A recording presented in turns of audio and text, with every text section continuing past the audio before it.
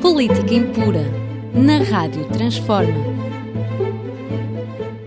Sejam bem-vindos a mais um Política Impura, na Rádio Transforma e na Revista em Comunidade.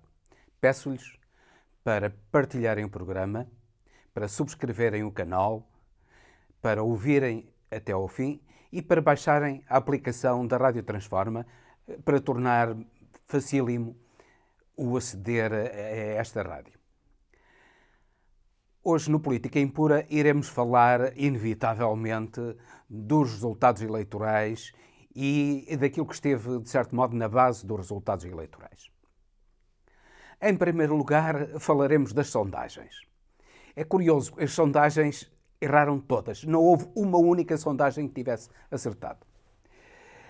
Havia sondagens, inclusivamente, que davam a vitória ao PSD de Rui Rio.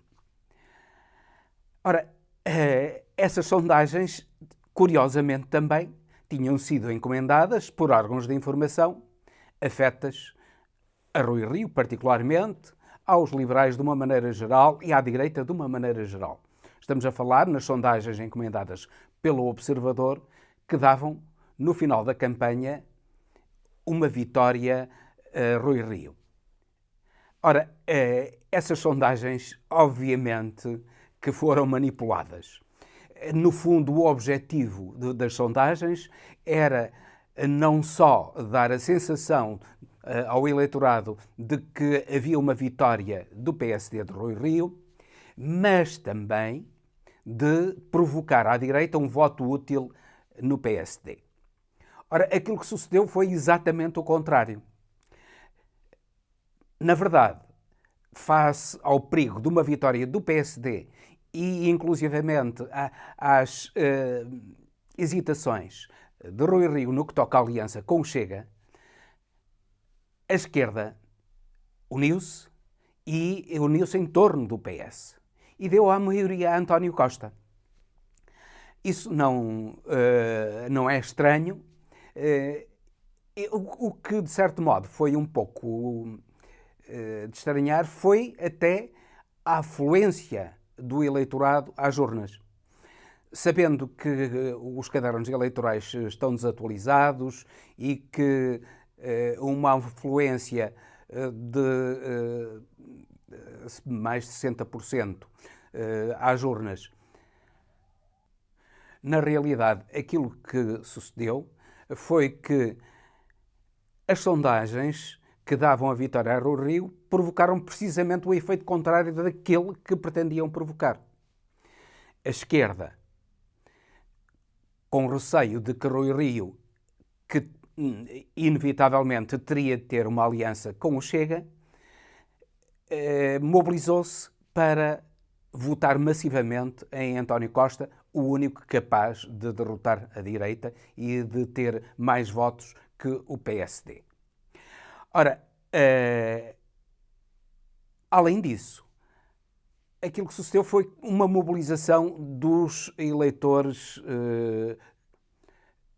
normalmente ou frequentemente abstencionistas, com a diminuição substancial da abstenção, precisamente porque os abstencionistas mobilizaram-se tendo a consciência de que um governo do PSD, com o apoio da Iniciativa Liberal e com o apoio do Chega, constituiria um retrocesso para o país. E daí que fosse lógica a vitória do PS de António Costa por maioria absoluta. Resumindo, as sondagens quiseram mentir, quiseram favorecer o PSD voluntariamente, sabendo que não correspondia à verdade do eleitorado, mas acabaram por produzir um efeito contrário àquele que pretendiam inicialmente. Outra razão para que o António Costa ganhasse, curiosamente, em meu entender, foram os comentadores.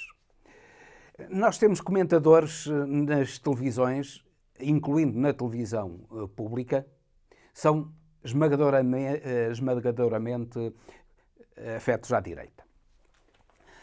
Ora, todos eles, comentando o debate entre António Costa e Rui Rio, deram uma vitória, em alguns casos esmagadora, a Rui Rio nesse debate. Ora, curiosamente, os poucos comentadores afetos à esquerda e particularmente ao PS deram uma vitória a António Costa, mas uma vitória pouco folgada. Digamos assim, em linguagem futebolística, que o António Costa teria ganho 5-4. Neste programa Política Impura falámos já do tema dos comentadores e do debate e eu assinalei claramente que António Costa tinha derrotado por larga margem Rui Rio nesse debate.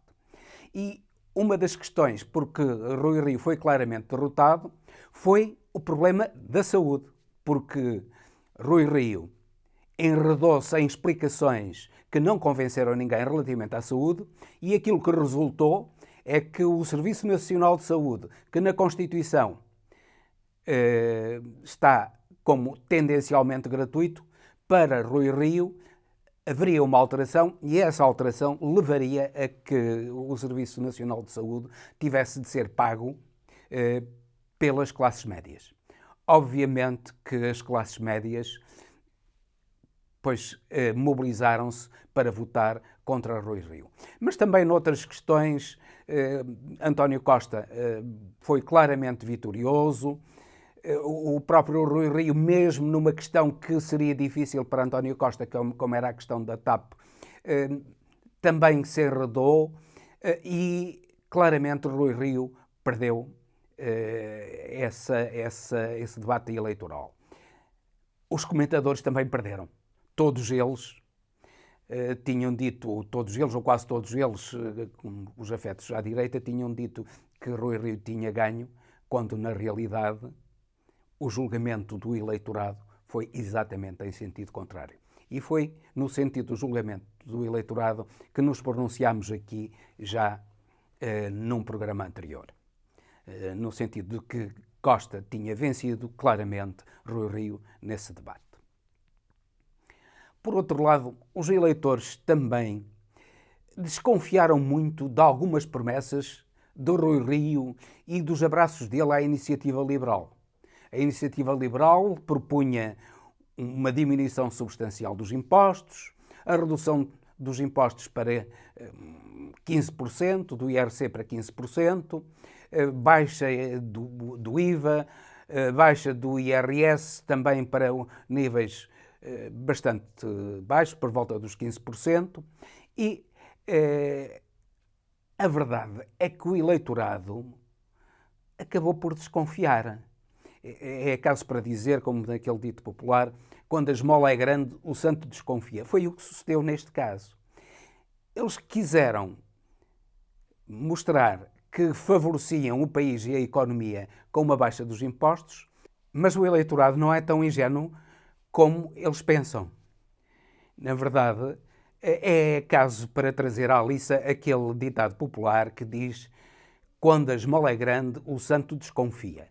E a verdade é que o eleitorado interroga-se sobre questões essenciais, pois os impostos destinam-se a pagar as Forças Armadas, que garantem a segurança externa, as Forças de Segurança Interna, polícias, destinam-se a pagar a saúde, a educação, grande parte dos próprios transportes que são, no fundo, abaixo do custo, a justiça, etc, etc. E se os impostos baixam, como é que tudo isso vai ser pago? Claro que os liberais e Rui Rio também, aquilo que dizem é que esse choque fiscal serviria para um crescimento enorme do país.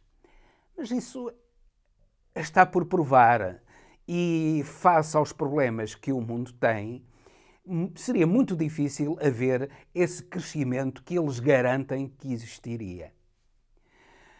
Mas, por outro lado, o eleitorado também já está minimamente informado e sabe que não são os países mais desenvolvidos que têm um esforço fiscal mais baixo. Bem pelo contrário, os países mais desenvolvidos e com maior índice de felicidade no mundo, os países nórdicos, particularmente a Noruega, a Suécia, a Finlândia e, em particular ainda, a Dinamarca, que é o primeiro país do mundo em índice de felicidade, pois a Dinamarca tem um esforço fiscal mais elevado do mundo, 49% do produto interno bruto, enquanto que Portugal tem apenas 35%. Diz-se que a Dinamarca e os países nórdicos, do modo geral, têm muito mais vantagens com os 49%, além de ter um rendimento superior, do que nós com os 37%. Mas o rendimento superior efetivamente existe, mas também o custo de vida é muito maior. Por outro lado, relativamente à utilização dos impostos, pois aquilo que há é haver uma responsabilização dos governos precisamente por uma utilização mais racional dos impostos. Não pensando nós que, de qualquer modo, existe uma irracionalidade na utilização dos impostos. Pois, houve ali também algo na esquerda que foi fundamental para este resultado eleitoral. E isso foi precisamente o erro fatal que o Bloco de Esquerda e o Partido Comunista cometeram ao chumbar o orçamento do PS. Eles já sabiam, já tinham sido avisados pelo Presidente da República que se o orçamento fosse chumbado, haveria eleições. E eles podiam chumbar ou não chumbar o orçamento. Podiam deixar passar o orçamento na generalidade e depois discutir na especialidade. Decidiram chumbar o orçamento na generalidade, fazendo cair o governo. Ora, parece que os partidos de esquerda, que são partidos marxistas, o Partido Comunista e o Bloco de Esquerda, não aprendem com o próprio marxismo. Foi Karl Marx que no 18 Brumário de Luís Bonaparte, uma obra importante de Karl Marx, que ensinou que a história se repete numa primeira vez como tragédia e depois como farsa. Ora, aquilo que sucedeu foi a repetição da história como farsa. Repare-se, a esquerda, particularmente o Partido Comunista, já tinha tido a experiência em 1987, ao votar a queda de um governo de Cavaco Silva a meio do mandato. Essa queda do governo de Cavaco Silva a meio do mandato, em 1987, votada pelo PS, pelo então PRD de Ramalhianes e pelo Partido Comunista, aquilo que fez foi fazer com que o governo de Cavaco Silva caísse, houvesse eleições, mas logo a seguir Cavaco tivesse a primeira maioria absoluta. Depois, em 2011, houve uma nova queda do governo, neste caso do Partido Socialista de José Sócrates. Pois, essa queda do governo, aquilo que provocou foi a tragédia da vinda da Troika para Portugal, com todas as consequências que isso trouxe durante o governo de Passos Coelho. Baixa de vencimentos, baixa de todo o tipo de subsídios que a população recebia, nomeadamente no rendimento social de inserção, baixa de pensões, tudo isso baixou e, afinal de contas, aquilo que sucedeu foi um fortalecimento do PSD e da direita, exatamente contrários àquilo que pretendiam o Partido Comunista e o Bloco de Esquerda em 2011. Agora, eles já deviam ter aprendido as lições e aquilo que sucedeu foi agora uma farsa. Eles puseram o governo de António Costa abaixo, através do chumbo do Orçamento Geral do Estado, e obviamente que eles deviam pensar, porque a história já o tinha demonstrado, que iriam ser severamente penalizados por derrubarem um governo a meio do mandato. E foram. E perderam a esmagadora maioria dos seus deputados e uma grande parte dos seus eleitores.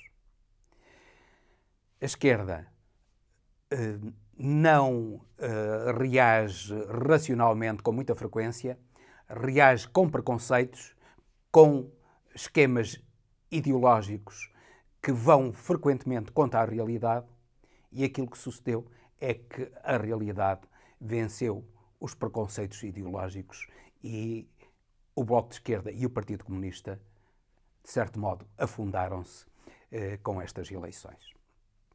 Esperamos que alguma coisa daqui retirem. Finalmente, falaremos de António Costa e da sua maioria absoluta. António Costa teve a maioria absoluta que pretendia. Ele não tinha a certeza que a fosse ter, mas acabou por alcançar precisamente pelos erros que referi. Agora, temos de nos interrogar e o país tem de estar atento para a sua governação. Será que ele vai manter exatamente a governação que tinha anteriormente? Ou irá acentuar, de algum modo, o controle público de muita atividade económica que até aqui tem praticamente funcionado em roda livre? Repare-se, na EDP, que tem os lucros que quer, que estabelece os preços que quer. Nas empresas de combustíveis, têm os lucros que querem, estabelecem os preços que querem. Na grande distribuição, particularmente do ramo alimentar, dos Pingo Doce, da Sonei, estabelecem os preços que querem no que toca à aquisição de bens aos produtores e estabelecem o preço que querem no que toca à venda. Frequentemente são denunciados por cartelização de preços. Têm multas, mas isso não lhes traz grande moça na medida em que as multas são baixas e eles podem muito bem pagá-las. Outro caso é a banca. A banca tem servido também de uma forma de, desde fuga ao fisco através da exportação ilícita de capitais, frequentemente isso continua a suceder, mas é algo de escandaloso, é que a banca acaba por ela própria fugir aos impostos. Repare-se que a banca tem um esforço fiscal na ordem dos 7%, quando a generalidade das empresas paga 3 ou 4 vezes mais. Há que controlar isso tudo. Há que decidir a questão do novo aeroporto. O país precisa urgentemente do novo aeroporto. O aeroporto da Portela está mais que congestionado. O país está a ser altamente prejudicado com o atraso na construção do novo aeroporto e aquilo que se pretende é construir um novo aeroporto em zonas que são de alto risco, nomeadamente no Montijo, um aeroporto que inclusivamente custará muito dinheiro. Há lugares onde é possível construir aeroportos porque eles já existem. Eu estou a referir-me concretamente a Beja. Beja tem já um aeroporto que pode servir perfeitamente para o país. E não se diga que é muito longe de Lisboa. Pois, se forem à França, o aeroporto de Beauvais é a mais de 100 km de Paris. E, no entanto, é um dos aeroportos que serve Paris precisamente para as empresas low cost.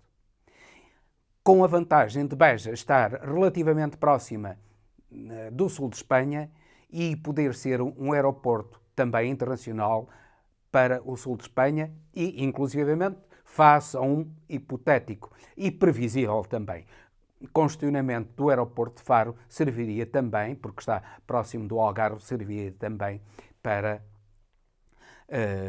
a recepção de passageiros destinados ao Algarve. Portanto, o aeroporto de Beja, que já está feito, aquilo que requeria seria um investimento apenas numa linha de caminho de ferro rápida, eventualmente de alta velocidade, até Lisboa. E a continuação de ligações que já estão programadas à fronteira de Espanha, da Extremadura espanhola. E beneficiaria muito, como aliás o aeroporto do Porto está a beneficiar com os passageiros vindos da Galiza, beneficiaria muito com passageiros vindos da Extremadura espanhola.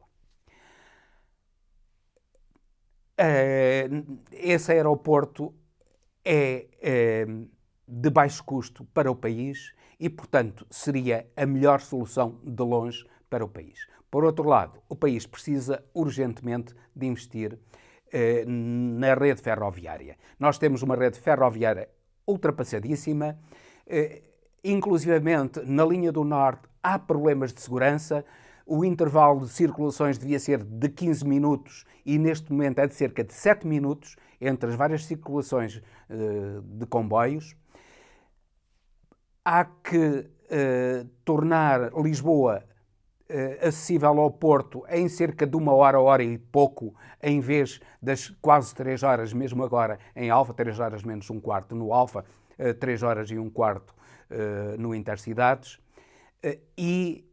Isso traria enormes vantagens, nomeadamente ambientais, porque dispensaria não só o automóvel, mas também a circulação de aviões entre Lisboa e Porto, porque um comboio com 1 hora e um quarto, no fundo, traria mais facilidade a quem se quisesse deslocar ou quem quisesse embarcar num voo em Lisboa, traria mais facilidade do que apanhar um avião no Porto e depois ir para Lisboa, para depois eventualmente se deslocar para outro lugar do mundo.